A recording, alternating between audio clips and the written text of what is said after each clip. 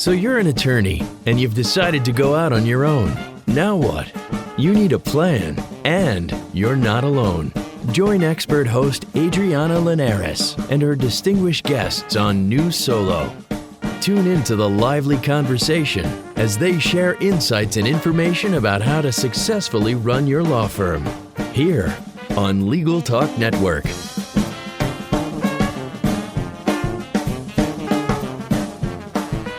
Hello and welcome to New Solo on Legal Talk Network. I'm Adriana Linares, a legal technology trainer and consultant. I help lawyers and law firms use technology better. Before we introduce today's topic, we'd like to thank our sponsors, Solo Practice University and Clio. Clio is the world's leading cloud-based legal practice management software. Thousands of lawyers and legal professionals trust Clio to help grow and simplify their practices. Make sure to learn more about them at Clio.com, and that's spelled CLIO.com. Of course, Solo Practice University is a great resource for solos old and new to learn more about running their practices better. So I want to make sure and introduce our guest before I just start launching into questions and asking him, because I have a bunch of questions for him. Jeff Richardson is here. Actually, I am at Jeff Richardson's office. Yes, Thanks we are. for having me, Jeff. Oh, thanks you. I'm glad to have you here. We have a lovely view of the Mississippi River from 46 floors high in the sky right now. Yeah, this is an awesome view.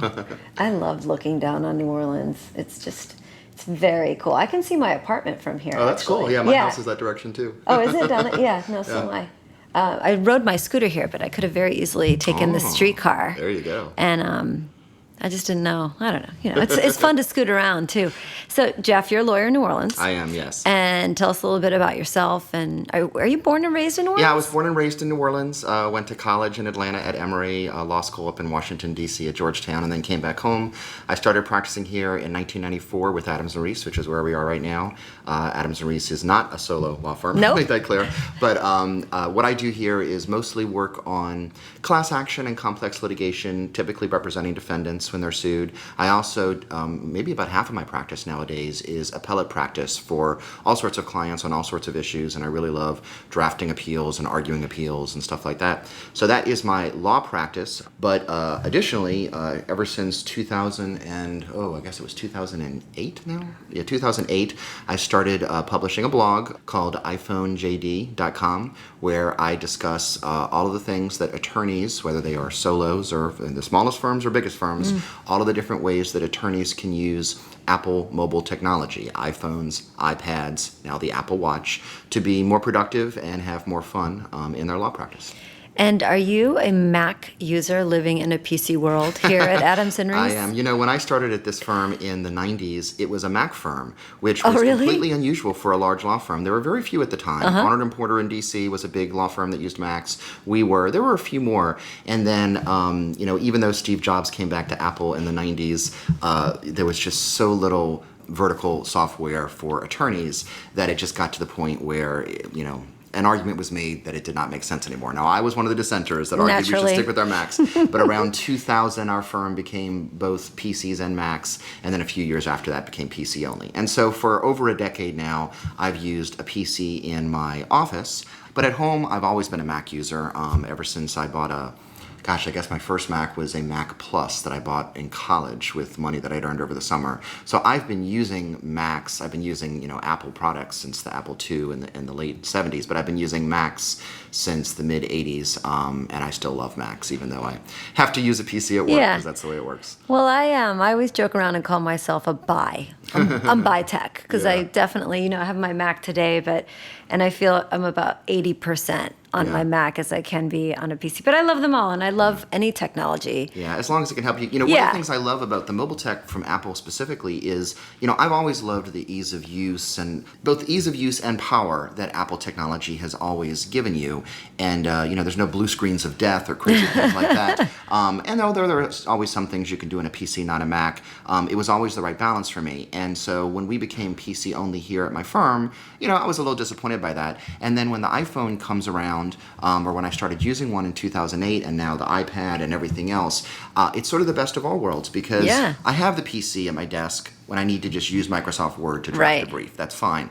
But the fun tech, what I'm using out and about and around, my iPhone and my iPad, which are in front of me right now, those are the Apple products. And so little did I know when, they took all of our Macs away 15 years ago that there would be a day when I would be happily using Apple Right. technology in the firm. So it No, works well. I love that. Okay, so let's talk a little bit about, let's start small. Okay. No, let's start mid-size. Okay. Let's go with the iPhone. So I'm an iPhone user too, although I did just get an Android as my backup phone, just to have, you know, Yeah. again, as a techie who doesn't want to make sure they understand how to use all the Sure. different technologies. But when it comes to the iPhone, what are the top 2 or 3 questions that lawyers ask you about iPhones, or maybe leave messages Yeah. on your blog? Yeah, 2 types of questions. One type of question that you always get is, what are the latest apps that I should use and stuff Right. like that. And Isn't that getting harder and harder every day? It's like there are so And are you many. an app junkie? Like I get the BGR 11 apps that are free today every day, and I mean I never pass up at least one of their free apps. I have tried to cut back, and even so, I have, how many screens are there on an iPhone screen? 12 screens, and now that we have folders, you can have, I know. Even more than, I have so many apps on my iPhone that it is ridiculous. And I should just go through and delete them, but I feel like they're my kids, and I know, and what if someday you might need it. What if I need that app that I haven't opened since 2009, And then imagine the horror if you need it and then you go to download it because you've deleted it and you can't download it because you're in a bad area. Exactly, You know? exactly. So like I'm looking on my screen right now, I see the Zippo lighter app. Now, when is the last time I have put a virtual Zippo lighter on my screen to hold up at a concert? Perhaps never. But that's a if I nostalgic delete app. it, then tomorrow I may You're need gonna that need it. app, and that will be important. So I have a lot of apps. So I answer a lot of questions about apps. I also answer a lot of questions just about like the usability, because although we tout the fact that Apple technology tends to be easier to use, all tech is complicated today. And there are so many times I talk to people who are like, well, how do you do this? It never, and I walk them through this, the settings app, and if you Sure. go here and here, and they're like, wow, I never knew that you could have, text shortcuts, for example. Right, so that's that one you of my can type favorite tips. a few characters and have it expand out to something else. And, that seems like such a basic, we've Right. had macros for how many years, and it's such a basic thing, and people don't know it's there. And then once you show it to them, they're like, wow, I'm going to use this all the time. And I love that, because it's the simple little things It is. that can make people be both happy and productive just if they use it. I like to post on my website, just iPhone tips and stuff. And sometimes when I post things, I'm like, well, is this one? Sometimes I post things and I'm like, this is a real gem. But sometimes it's like, this might be a little obvious. And then I get like the biggest comments Right. ever of like, oh, I've always wondered how you do that and stuff. So those are the 2 types of questions that I deal with most of the time. Sort of the tips and tricks on just using the basics, the built-in things, and then, the apps to use. So the first tip there would be go into settings and Just play literally around. click on every single thing in there. My best settings tips, aside from yours about text expansion, which I just use all the time. I go crazy for those. And that's under keyboard. It's under key, which is It's why under it's sort of hidden. settings, keyboard. Exactly. You go to Shortcuts, I You think. actually you go to settings, and then I think it's general. General. And then under general, keyboard, and then under keyboard you go to text replacement, which that's 4 levels deep. It Most is. people never go more than 1 or 2. But then once you can get there, for example, I have mine open as we were just talking, and I frequently find a need to sort of write my email address All the time. especially because I have multiple email addresses. course. So I have my Adams and Reese address. I have my iPhone JD address. I have a Gmail account that I use basically for like buying stuff Yep. on the internet, so that I gets all the junk email from whatever course. company there. And so what I do is just with my name beginning with Jeff, I do JJ, because never in real life would I ever type Right. 2 J's next That's to each other. That's the tip. And so I do JJA, and it makes my Adams Reese address, JJG, my Gmail, JJY, Yep. my Yahoo, JJI. perfect. And so with those quick keystrokes, you can make them for whatever you want, but I use that one. And whole weekly. phrases. So if you absolutely. are constantly ending an email with, let me know when you've had a chance to look at this, Mm-hmm. then you create a little macro LMG, whatever. Absolutely. So my other favorite tips and settings is making the text bigger, but also even bigger going into accessibility, Mm-hmm. because that makes your options even bigger. And I bold my text. Yeah, and I do the same thing, Adriana. Yeah. Even though I have the I don't use a 6S Plus. I'm using a 6S. We're going to talk about that next. But I have my iPhone set to, I'm not sure what the right word for it is, but I think it's zoom. It's set on the zoom function so Right. that it's the same screen size that you would have a display of the smaller iPhone. Yeah. And I've had it set up that way for years, so much so that when I see other people that don't have that setting, it's like, wow, things are so tiny on How your do you iPhone. read that? I say to Yeah, them, and especially like exactly. my younger friends who have the below 40 eyes. I go, can you even see that? That might my watch has bigger font on it than that. But then on the other extreme, my grandmother, who, bless her soul, is 92 years old, and she's got an iPhone, and she's so tech savvy, it's great. And awesome. she has her accessibility settings set so large that I think she fits about one word on the screen at a time. Yeah. But for her, that's great. And I look at her getting a text message, and I'm like, you have to scroll to even just see a sentence. But she loves it, and that's great. So that's funny. Yeah. Let's come back to apps in a second. But first, let's talk about iPhone sizes, because that must be a question all the time. Absolutely. At this point, for me, when people ask me, I go, you get the biggest one. Like, so you have the Plus, then? I have the Plus, which is the big iPhone. You have the normal size, new 6, and then I guess if you have a 5 or lower, it's smaller than the 6, Plus, you right? can now buy, Apple started selling in the spring of this year, the iPhone SE, which is a really nice phone because it's the size of the 5 and the 5S, which I think was a great phone. But it's got sort of the muscle inside is like just as fast as the fastest phone, but you can hold it in your hand. For years, I always get the latest iPhone every year, and ever since my first iPhone, I didn't get the very first iPhone in 2007 because it did not work with corporate email like Exchange. Oh, right. But in 2008, which is when they added Exchange support and when they added app support, so that was like a real big year for the iPhone. That was my first iPhone, the 3G, and then I've had every one since. So for Do you still have them all, by the way? Of course I have them all. Duh. Why would you give up your kids? They're very important. So I have, what will I do with them? I don't know, but they're there. But I used to love the old iPhones that you could hold them so easily in your hand, and I never used cases. When everybody out there had a case, I never had a case. And then when the iPhone 6 came out, I guess almost 2 years ago now, it was Apple made it a little bit bigger once again. And it was the first one that, because of the combination of the size of it and the fact that it had sort of the slippery edges, the curved edges, it was the first iPhone that I felt, I'm going to drop this on my hands. I just am. And so I currently use just the Apple leather case on it, which is just very simple. But it gives it a little bit more friction in my hand. If Apple were to come out with the iPhone 7 this year, which was like perhaps the same size as what I had now, but had sort of the squared off edges like the iPhone 4 and iPhone 5 had, I would prefer that because maybe I could go back to not using a case and hold it better. Having said that, I have, as iPhones over time have gotten larger screens, when they first come out, I would always be like, oh, that just seems a little too big for me. And then I use it and I love it. But the step that you've done to the Plus size, I still think is one step too far. When you hold that up to your face. I know, don't I look like an idiot? You look like Maxwell Smart holding a shoe up to your face. It's and so I have a big. small face and a giant iPhone. It's funny. I agree with you. I understand the appeal of it because when you're actually using it, that's a beautiful, nice, large screen. Who actually still makes phone calls anymore? That's the joke, isn't it? Right? Yeah, I feel that the last thing I use this for, when it rings, I look around and I go, what is that noise? Yeah, I feel like if the phone app broke on my phone, I might go weeks without noticing it. Right, you just don't talk that much. So when people ask you which one should I get, what do you tell them? Well, I think that one's a personal preference, and we'll get to the same question with the iPad Pro. Oh yeah, we're going to talk about that. But it's tough. I think that the 6 or 6S, but not the Plus, is the right size for a lot of men because if you put it in your front pocket, although the Plus fits in a pocket too. The shirt I'm wearing now is a little bit larger, but some of my shirts have smaller pockets. It fits nice in there. It still sticks out a little bit at the top, unlike some of the earlier It's iPhones. just not as big and heavy. Like if I put this in your pocket, it's going to weigh you down. It really seems crazy as I'm putting this in my pocket. So, but I've heard many female attorneys tell me, well, I keep it in my purse anyway, and the 6 Plus is not, the 6S Plus is not so large that unless you have the tiniest of compacts, you can't put it in there. And so they tell me that this is the perfect size for them.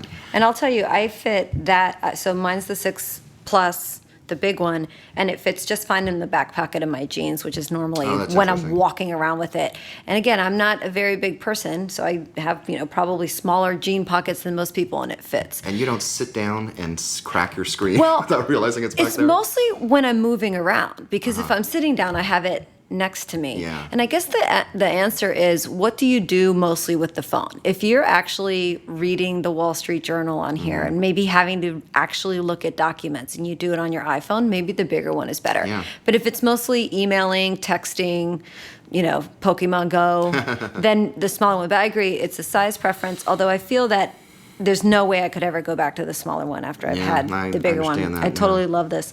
Well, before we break, let's talk about apps. What are the 3 or 4 cannot live without, or 5 or 6 apps for lawyers these days? Is there anything new? Sure. I mean, crazy I don't know going about on? new because some of the best apps, and I'm talking about the iPhone now, not the iPad, have been around for a while. Right on my home screen, I am staring at 1Password. I mean, we have so many passwords nowadays. It's crazy. Whether it's for the court systems or for Amazon. And, we all know that the only safe way to protect yourself is to use complex but unique passwords, which are impossible to remember. And so I love 1Password on my iPhone, on my iPad. Yep. Heck, So I your use it on my Apple Watch. password manager of choice. Password manager of choice. Okay. I use that all the time. Although I do have the built-in calendar on my home screen. The one that and I like it because the Apple built-in calendar app has the date on top of it. Has the date. So I the like that icon's too. nice. But Fantastical has long been my app of choice for my calendar. Okay. And the listeners may not know this. It uses the same underlying database. So you could enter a date in the built-in app and then go to Fantastical and look Right. at the date. You can change it in Fantastical, go back and forth. So I guess the point maybe too though is, and again, we probably think people know this, but we'll mention it. You don't have to use the default apps that come with the iPhone. So there are alternatives in the App Store whose features might be more enhanced. Yeah. I actually use 2 or 3 different calendar apps, and I it's understand because that. I'm lazy. I like, if I want to look at my day, I want to click on one button and it go to my day. Sure. And then I have a different one that I have defaulted to the week view and a Yeah. different one that I have defaulted to Yeah. a month view, which sounds crazy, but I just want to get there in one tap and then trying to change views. So you like Fantastical. I like WeekCal, and then I found a really cool one as a free app the other day called Peek. Peek. I haven't heard of that one yet. And it just lets you really quick peek at your, like, here's today, and I tap.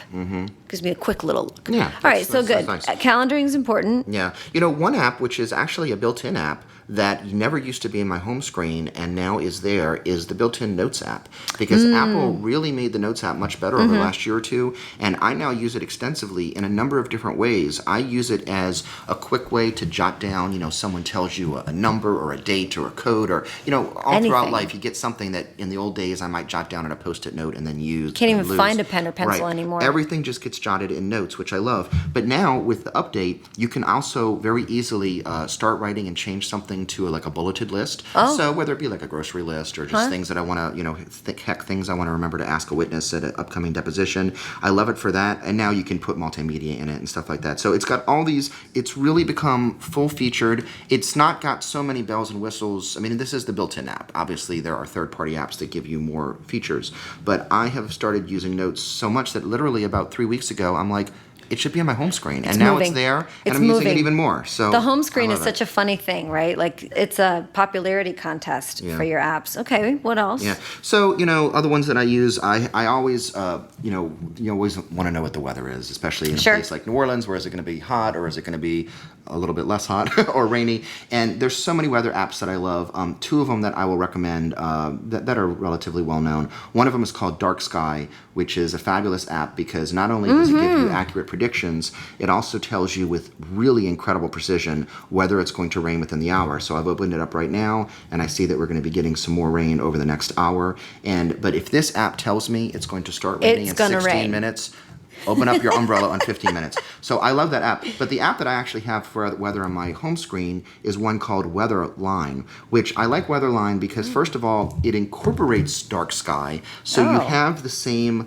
information that, right, rain in an hour and stuff, but it, as the name implies, has a line. So, for example, if one mode has the weather over the hours, and I can see that it's 87 degrees now, it's going to be up to 90 by 3 p.m., but because there's sort of a line between the numbers, for me, it's just a visual way to see, is it going to be getting hotter, is it going to be getting colder? And likewise, when I switch to the day view, Okay. it just is a quick way for me to say, oh, it's going to be getting colder later on this week, or it's going to be getting more rainy or something. I like the use of the lines, even though the underlying data is And it's $3. essentially the same. Is that what it is? Yeah. $3, yeah. Maybe I'll wait till it comes out as a free app on BGR. So, what so about that's a good email? one. What do you use for email? The native or Yeah, something I use else? the built-in mail app, which I find works the best for Microsoft Exchange, which is what my firm uses. And I also use the built-in app for my iPhone JD account, which is just a simple iMac account. There are a number of third-party email apps out there, and I talk about them from time to time on my website, and I'm often impressed by their features. But I often have concerns about them, and I'll give you an example. Sure. Microsoft has their Outlook app, Right. which they didn't originally develop. It was another company. It was, Accompli? Accompli, exactly. And so they bought it and they made it better. And it's a great app and it's got nice features that you can change what happens when you swipe on things. But in order for it to do its magic, they take the email from your server, including an Exchange server, and they bring it up to their servers and they do their magic on it and they send it back down to your iPhone, which means that my attorney-client communications, instead of only living on Microsoft Exchange server that my firm controls, are now going to a third party. Now, Microsoft itself, I'm sure, has zero interest in reading my emails, right. And I would trust them to have more security than some, like a fly-by-night company that just started. But at the same time, it just gives me a little level pause. Now, having said that, how many attorneys rely upon something like Gmail, right. which is the same idea? So if you're already comfortable with Gmail, and I don't mean to imply you shouldn't be, that's a personal question. Sure. If you are, well then these apps are fine. But for me, I've just had a number of clients over the years that have been really concerned about security to the point of pushing us to use, TLS for secure emails dual between factor. our firm and dual factor and everything else and the fobs and everything else. And even though that's only been it's not all of my clients, but it's enough. All you need is one or two that, gosh, the last thing I want to do is, what if Microsoft was hacked and the email that I sent my client, it's just not worth the risk to me for the very small advantages of me being able to say, yeah, but I liked that I could swipe the email right. to get more action. But that's just me. I cannot emphasize that enough. I know many people love those, and I hear great things about apps like Spark and Outlook. And I love that those apps are out there pushing the envelope, and Apple will typically copy some of the cool features and incorporate them, and that's great, and then I get to use them. Well, I feel like Apple in their either the last rev or the one before that made some enhancements to that mail app that actually make it better. Well, cool. All right, well, before we move on to our next segment, we're going to take a quick break to hear a message from our sponsors. Clio is an invaluable software solution for law firms of all sizes, handling all the demands of your growing practice from a single cloud-based platform. Clio enhances your firm with features such as matter and document management, time tracking, and even billing. Clio is an effortless tool that helps lawyers focus on what they do best, practice law. Learn more at Clio.com. That's CLIO.com.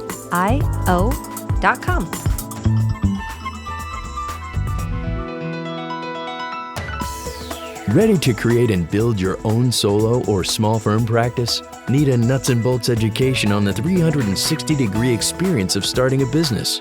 There is only one online destination dedicated to helping you achieve your goals. Solo Practice University, the only online educational and professional networking community dedicated to lawyers and law students who want to go into practice for themselves. More than 1,000 classes, 58 faculty and mentors. What are you waiting for? Check out solopracticeuniversity.com today.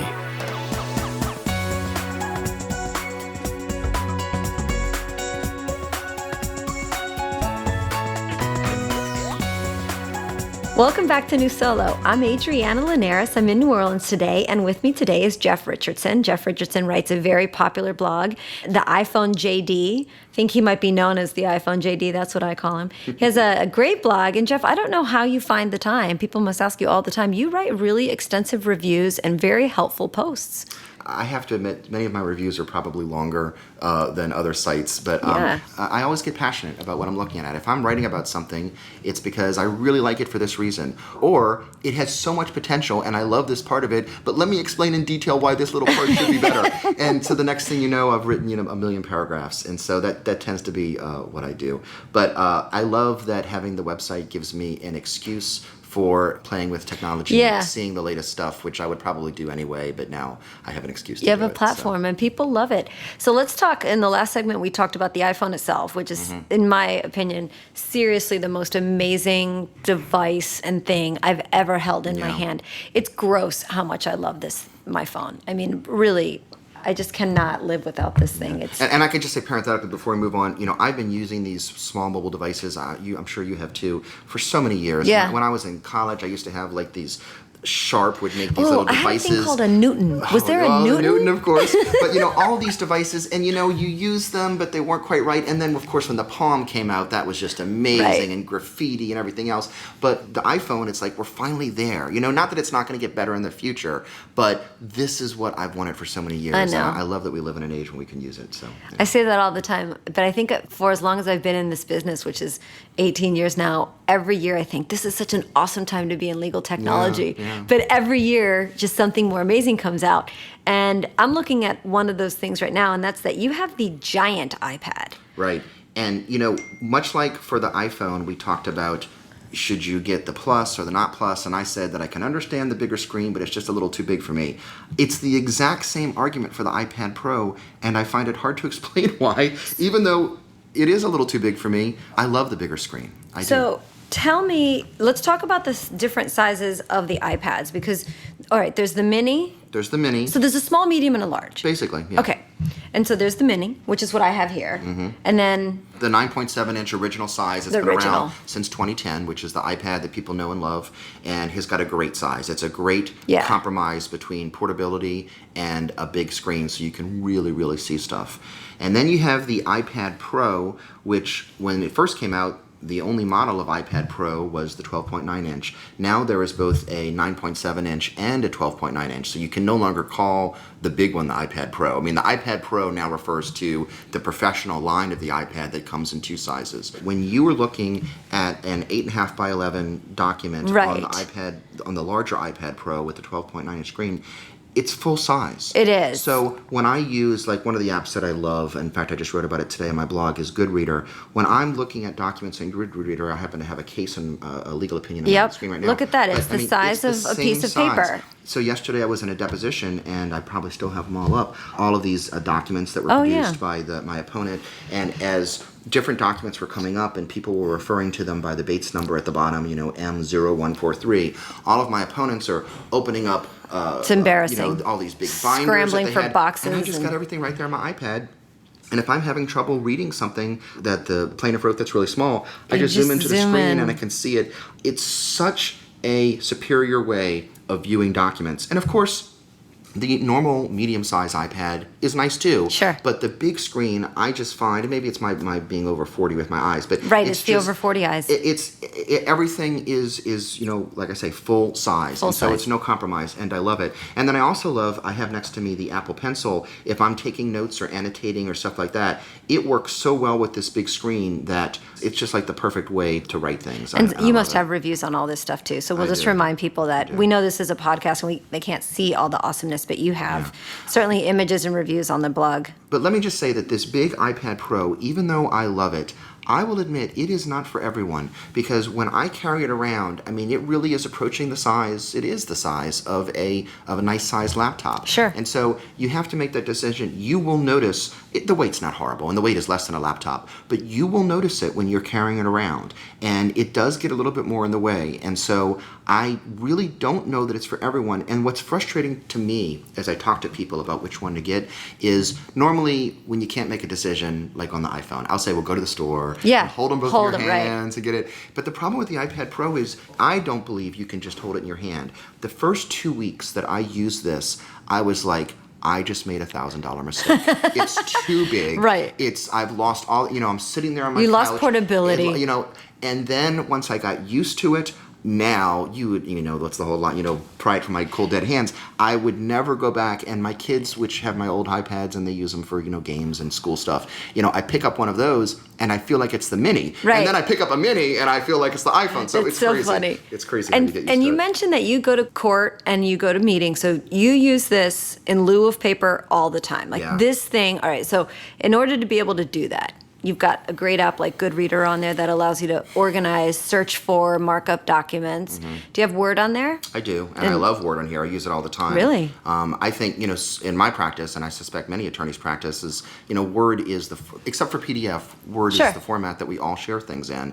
And I love that I can now open those documents up, edit them natively. I don't have to worry about messing up the formatting and stuff. And I can view them, I can redline them, I can accept redline edits, highlight. It's great. Does it convert to text on Word? Does the pencil, can you write and it converts it to typed out text? I don't think the pencil does in Word. There are other apps that do that. Yeah, there are. I know that there's plenty of other apps, but I wondered if in Word specifically if it did it. But Word is nice because Word is great that even when you open up a Word document, as soon as you put your pencil to the screen and you start writing, it instantly recognizes that an Apple Pencil is touching the screen, and it instantly switches into the drawing mode, which is really not. I mean, the Word for iPad app is incredibly well done. That's awesome. Great. I love to hear that. So you just immediately start annotating things, and it works really nicely. I'm doing it right now. As soon as you touch the pencil to the screen, you're writing things. It looks so smooth and beautiful. So when I will annotate, like I may have a partner or an associate send me a document and I'm out of the office, I can look at it on my iPad,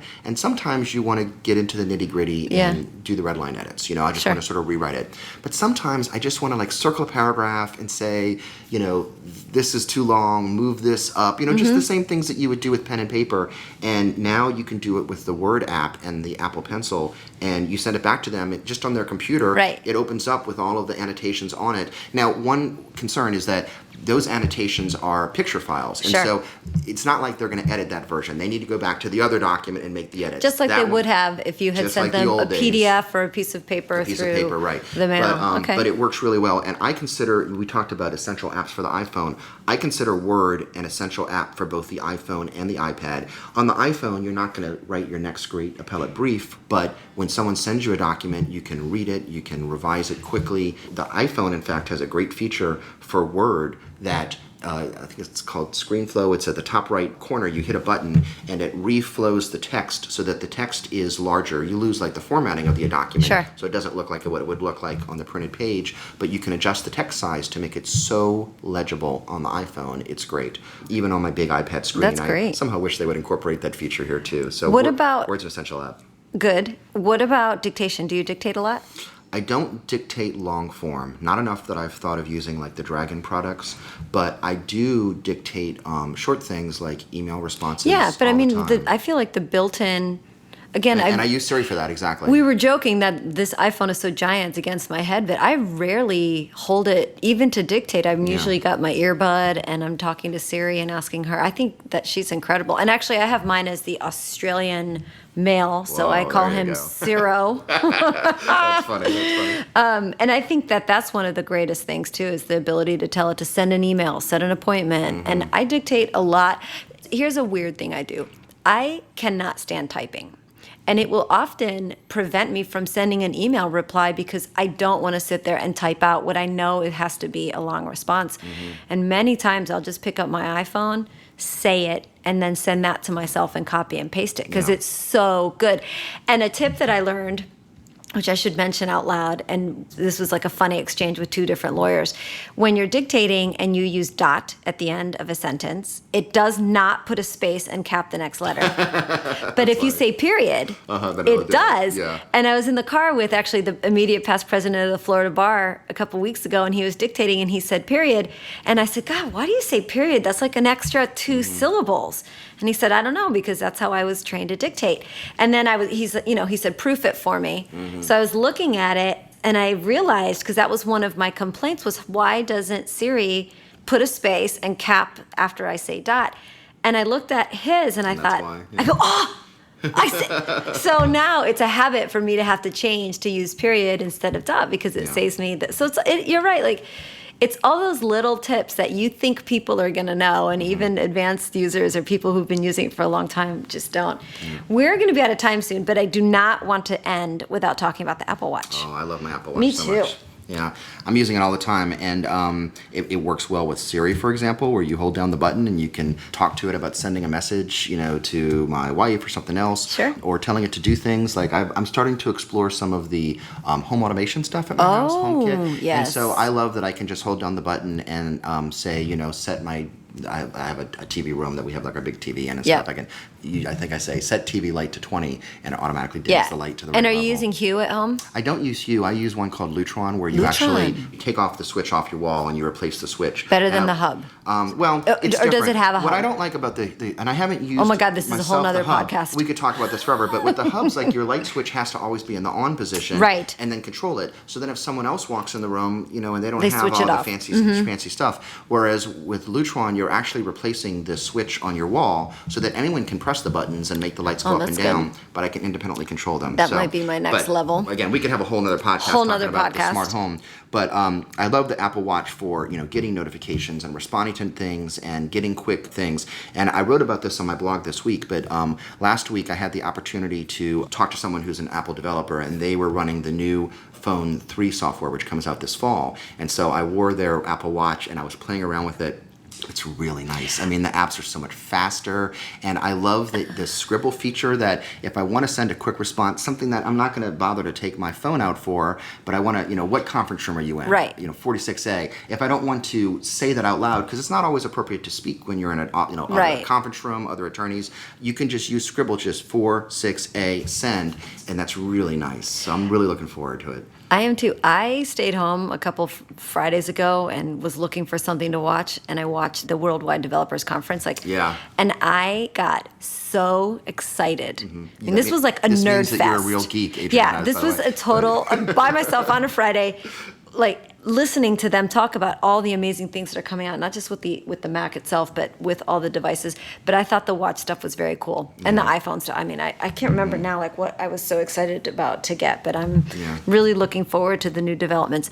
For me, the watch is the best for text messaging, and when I'm driving, with the directions, it buzzes to let you know. Or even walking around. I was in Chicago for Tech Show. We were both there earlier this year. Obviously, you're there since you're going to be running it next year. And I forget where I was even going, but some restaurant, and your watch is just tapping you saying, you're turning left. Turn left. And no one hears it but you. It's like someone just sort of whispering in your ear. No one knows that you're getting all this, and now you're the master navigator. Oh, well, I believe we turn left here. Turn left. I believe we turn right here. And I love that. It's great. I do. I think these tools are just so amazing. And I hope lawyers have really embraced, but continue to embrace the use of all these things. It definitely makes life easier and for sure more fun. Yeah. And the way you write about things and really help lawyers understand how these things can be used in their business, I think is very, very good. Oh, thank you. Thank you.